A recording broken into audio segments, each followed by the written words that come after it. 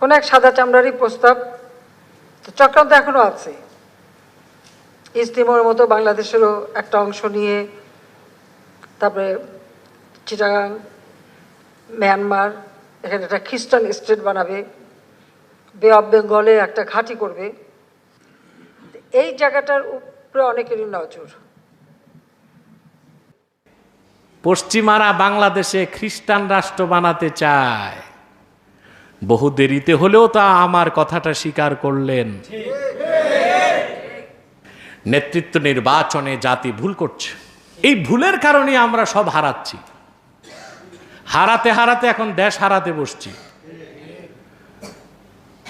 গতকাল প্রধানমন্ত্রী বলেছে পশ্চিমারা বাংলাদেশে খ্রিস্টান রাষ্ট্র বানাতে চায়।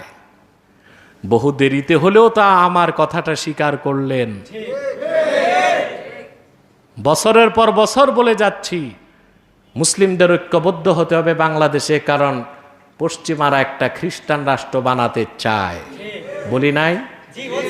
বাংলাদেশের তাফসির মাহফিলগুলোতে, ডিবেটে, টক শোতে, মসজিদের মিম্বরে, সব জায়গায় মানুষকে আমি কয়েক বছর যাবত সতর্ক করছি যে খ্রিস্টানরা চাচ্ছে বাংলাদেশে রাজনৈতিক অস্থিরতার সুযোগে দর কষাকষি করবে, হয় সরকারি দলের সাথে নয় বিরোধী দলের সাথে।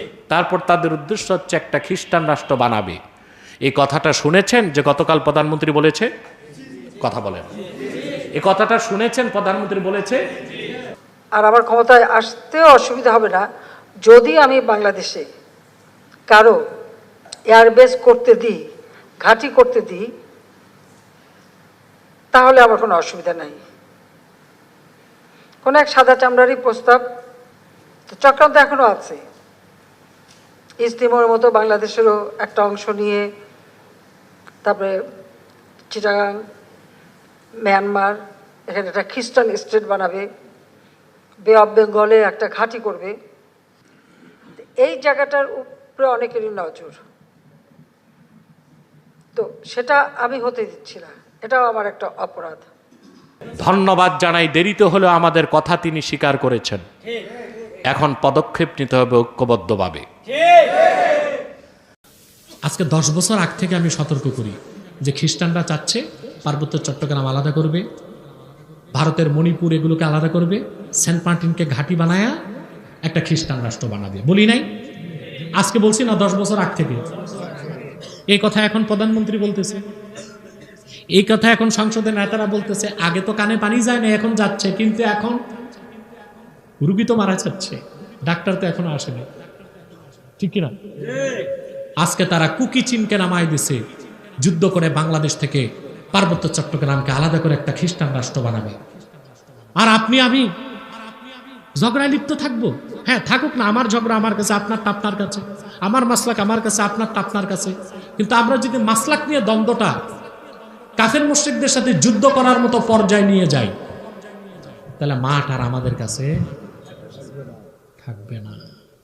যে আমার স্লোগান মাসলাক যার যার, দিন ইসলাম সবার, এই কথাটাই তো বুঝাইতে চাই।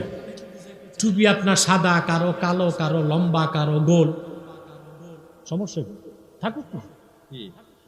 কে আওয়ামী লীগ, কে বিএনপি, কে জাতীয় পার্টি, কে জামাত, থাকুক না। কে কওমি, কে আলিয়া, কে সুন্নি, কে ওহাবি, থাকুক না। মাসলাগত দ্বন্দ্ব আছে, আগেও ছিল, এখনো আছে।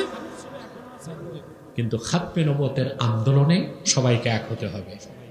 ইসলামী হুকুমত কায়েমে সবাইকে এক হইতে হবে। কাফের মুশরিক মুরতাদদের শাস্তি নিশ্চিত করতে, ব্লাসফেমি আইন করতে সবাইকে এক হইতে হবে। মৌলিক দাবিগুলো আদায় সবাইকে, প্ল্যাটফর্ম ভিন্ন ভিন্ন হোক, কথা বলে না।